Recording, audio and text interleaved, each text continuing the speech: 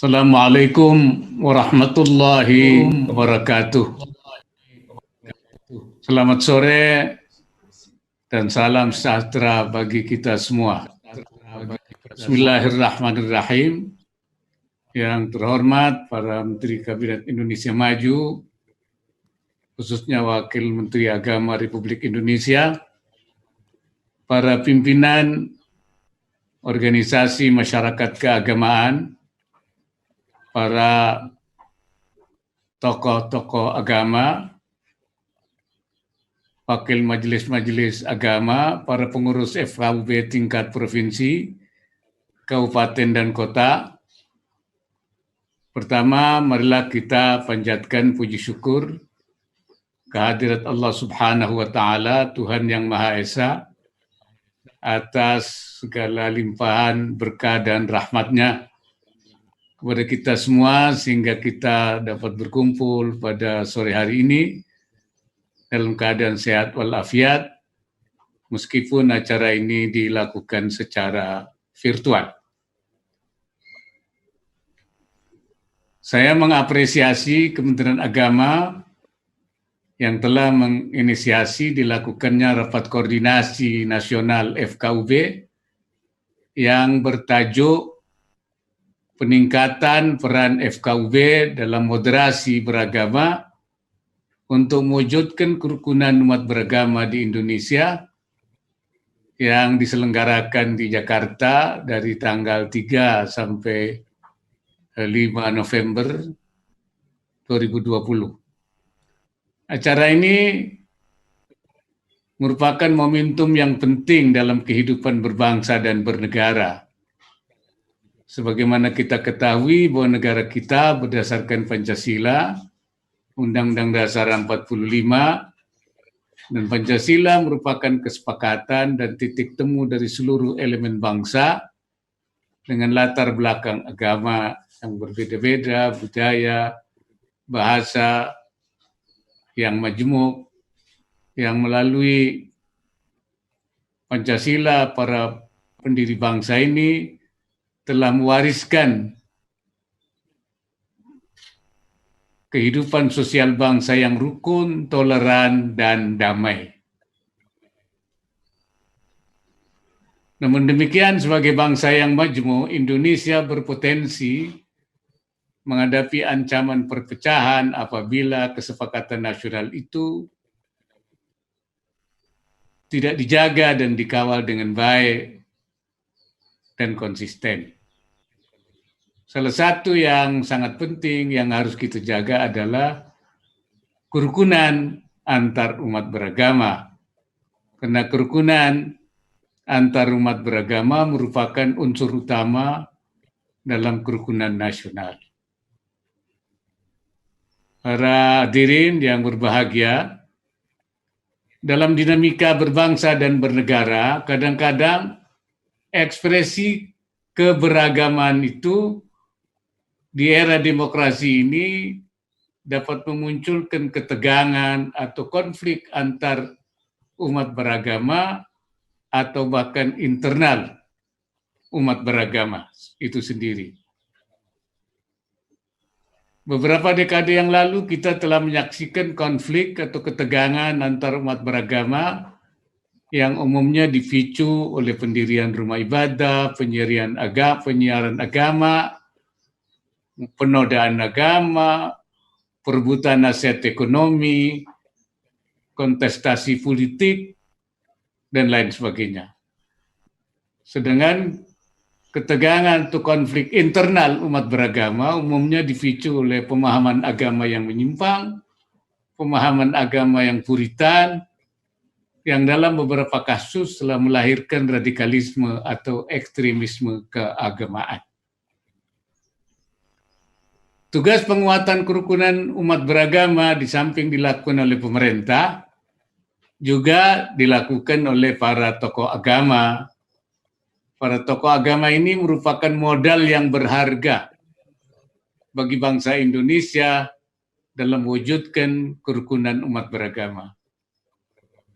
Kekuatan strategis tokoh-tokoh agama ini kemudian telah dituangkan dalam kelembagaan FKUB sebagaimana mandat peraturan bersama Menteri atau PBM antara Menteri Agama dan Menteri Dalam Negeri nomor 9 tahun 2006 dan nomor 8 tahun 2006 tentang pedoman pelaksanaan tugas kepala daerah, wakil kepala daerah di dalam pemeliharaan kerukunan umat beragama, pemberdayaan forum kerukunan umat beragama, dan pendirian rumah ibadah.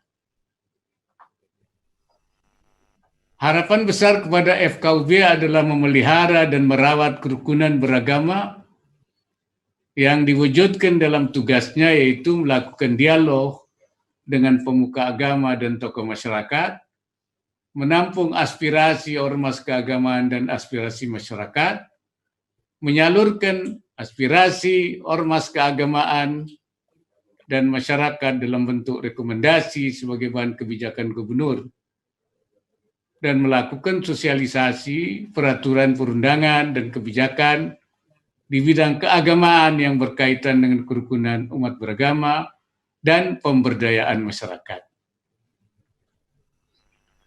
Secara umum, FKUB telah berhasil melaksanakan peran yang baik dalam membangun kerukunan umat beragama, terutama dalam penyelesaian sengketa rumah ibadah, penyiaran agama, dan persoalan lain yang mengarah pada gangguan kerukunan umat beragama.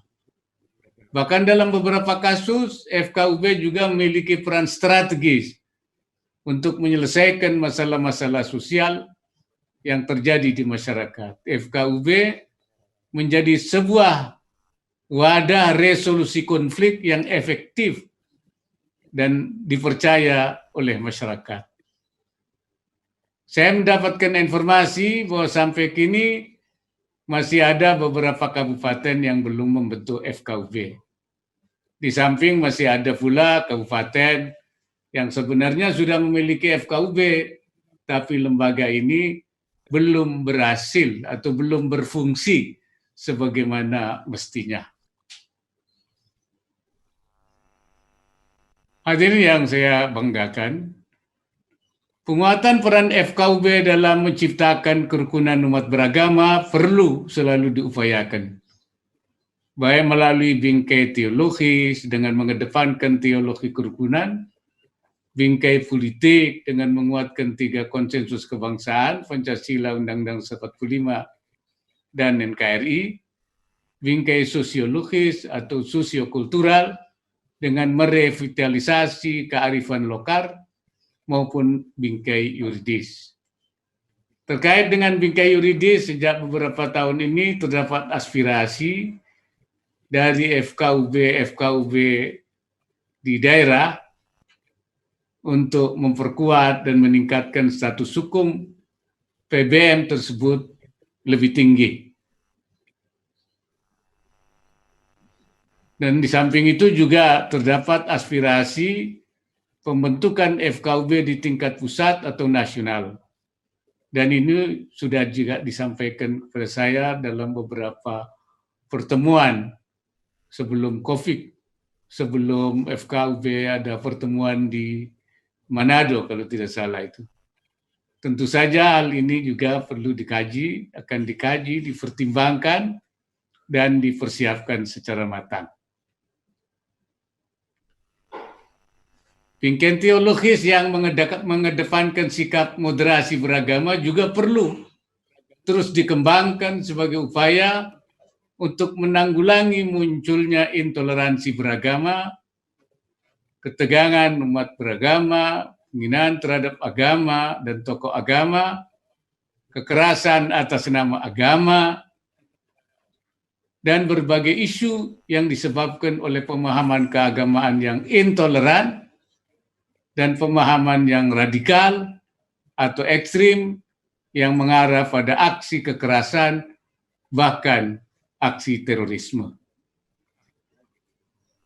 Moderasi beragama yang dalam Islam disebut wasatiyah adalah proses meyakini, memahami, dan mengamalkan ajaran agama secara adil dan seimbang. yang akan menghasilkan cara pandang, sikap, dan perilaku yang selalu mengambil posisi jalan tengah di antara dua hal atau dua ekstremitas.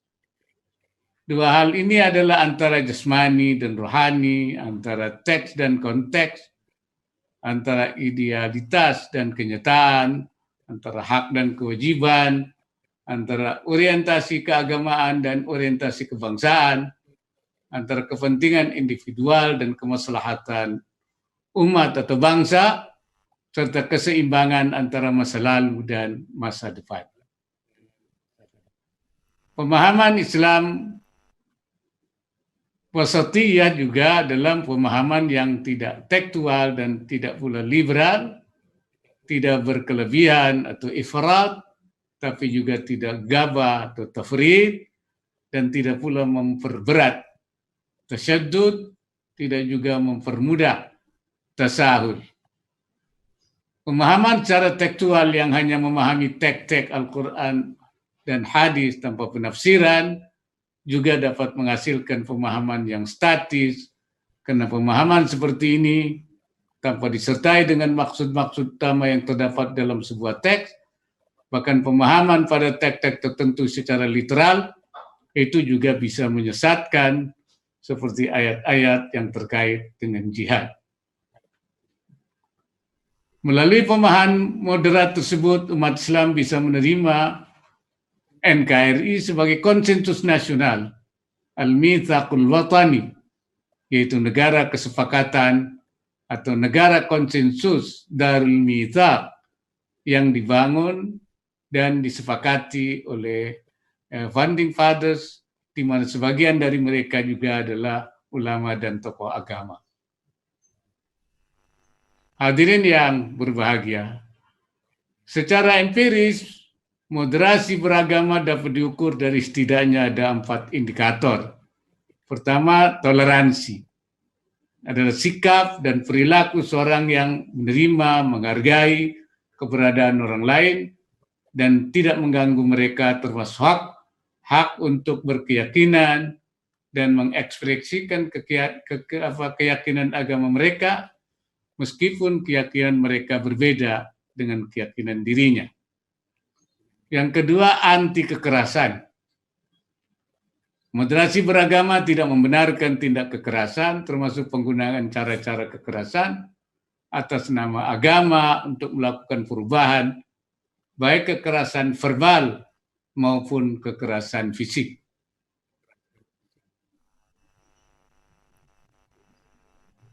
Yang ketiga, komitmen kebangsaan, terutama berbentuk pada penerimaan Pancasila sebagai ideologi negara, Undang Dasar 1945 sebagai konstitusi, dan NKRI sebagai pilihan bentuk negara Indonesia yang sudah final. Dan yang keempatnya, pemahaman dan perilaku beragama yang akomodatif terhadap budaya lokal atau konteks Indonesia yang multikultural dan multi agama. Moderasi beragama sungguhnya merupakan kunci terciptanya toleransi dan kerukunan, baik di tingkat lokal, nasional maupun global. Moderasi merupakan kebajikan yang mendorong terciptanya harmoni sosial dan keseimbangan dalam kehidupan secara personal, keluarga, dan juga masyarakat. Peran strategis FKUB perlu didorong untuk dapat meningkatkan penyebarluasan moderasi beragama di kalangan umat, sehingga dapat mencegah konflik dan radikalisme beragama dalam kerangka kerukunan umat beragama, termasuk dengan senantiasa menggunakan narasi-narasi kerukunan dalam mengkomunikasikan masing-masing ajaran agamanya, bukan dengan narasi konflik. Saya mengharapkan para tokoh agama mampu menjadi jembatan strategis bagi umat untuk menggerakkan moderasi beragama ini, baik dalam keyakinan dan pemahaman keagamaan maupun tindakan konkret dalam melakukan pencegahan, mediasi, dan penyelesaian konflik antar umat beragama. Tokoh agama juga diharapkan mampu menempatkan posisinya sebagai modal sosial yang amat penting bagi bangsa dan untuk mewujudkan kerukunan umat beragama di Indonesia. Sebagai penutup, saya mengharapkan Rakornas FKUB ini dapat mengkonsolidasikan peran strategis FKUB dalam mewujudkan kerukunan umat beragama di Indonesia melalui pengarus utamaan moderasi beragama. Saya sampaikan selamat kepada seluruh peserta, baik yang hadir secara fisik maupun melalui virtual secara jarak jauh dari seluruh para peserta yang mengikuti acara ini. Semoga Allah Subhanahu wa taala meridai semua ikhtiar kita. Wallahul muwaffiq ila aqwamit thariq. Assalamualaikum warahmatullahi wabarakatuh.